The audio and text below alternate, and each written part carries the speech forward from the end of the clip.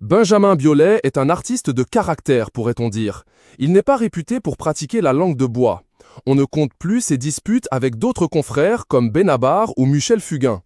Récemment, il a aussi vivement défendu l'option Aya Nakamura pour la cérémonie d'ouverture des JO de Paris, en qualifiant ceux qui critiquent ce choix possible de vieux boomers réax et racistes sur RTL.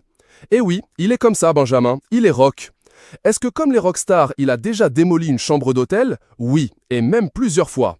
Invité sur le plateau de Quotidien pour faire la promo de son film, le chanteur et acteur de 51 ans a été questionné sur une scène du film et l'animateur Yann Barthès a ainsi cherché à savoir s'il avait déjà démoli des chambres d'hôtel. Oui, au moins 2.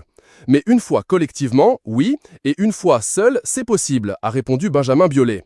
L'artiste, qui vit entre Paris, Sète et Buenos Aires en Argentine, n'a toutefois pas précisé les dates ni les raisons derrière ce saccage. L'ex-genre de Catherine Deneuve a toutefois poursuivi son récit sur l'insistance de l'animateur qui voulait en savoir plus sur ce comportement borderline. Quand le lavabo est vraiment sorti de son axe, on se dit « Tiens, je suis en train de détruire la chambre », a expliqué nonchalamment l'ex-compagnon de Chiara Mastroianni sous les rires du public en plateau.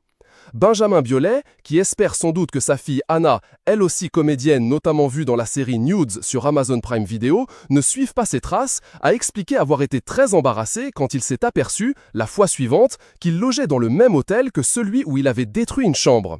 Je tournais à La Rochelle et j'arrive dans l'hôtel, je me dis « Putain de merde, pourquoi ils m'ont mis là ?»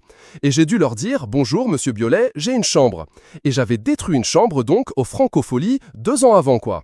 Le personnel de l'établissement ne semble pas lui en tenir rigueur, puisque les employés continuent à l'accueillir sans problème. Du coup, à chaque fois, j'y vais et c'est notre joke entre nous quoi, a-t-il ajouté.